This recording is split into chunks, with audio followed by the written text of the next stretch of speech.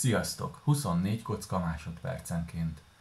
Kell több, vagy elég ennyi is?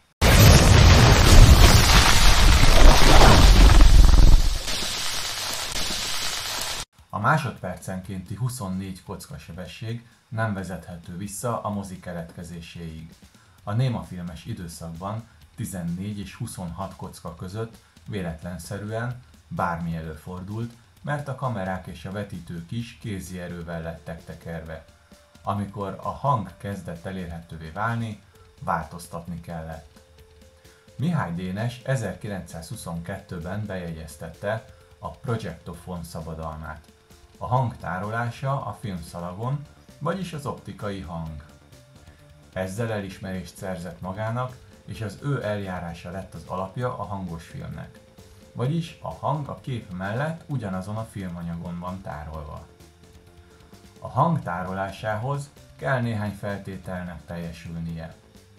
Mindig állandó kell legyen a sebessége a filmnek, nem lehet kilengés.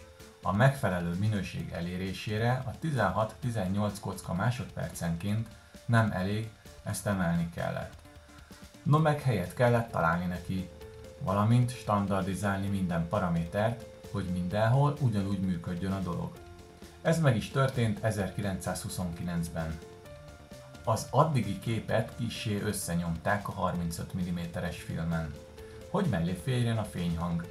Állandó 24 kocka per másodpercben állapították meg azt, hogy már megfelelő a reprodukált hang, ami kb. 100 Hz-től 12-14 kHz-ig és nagyjából 40 decibel dinamika tartománnyal rendelkezik, és ez már a javított verziók adata, nem az eredeti normál optikai hang.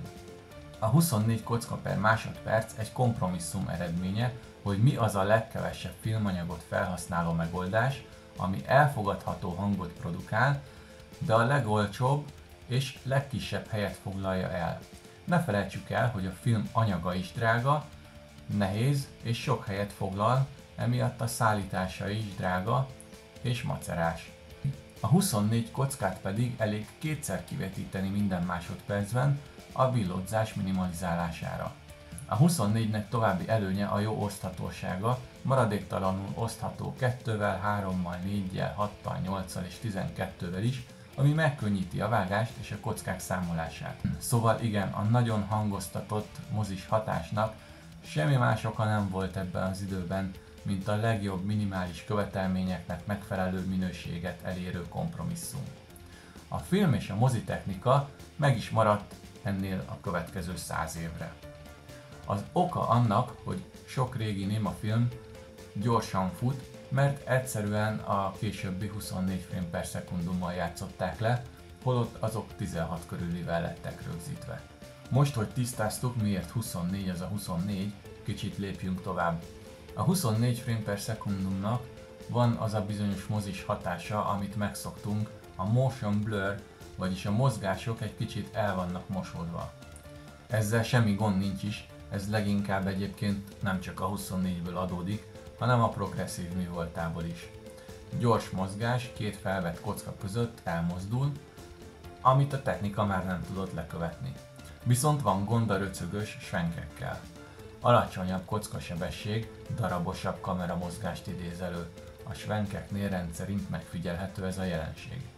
A televízió technika a sávszélesség miatt az úgynevezett interlaced megoldást használta.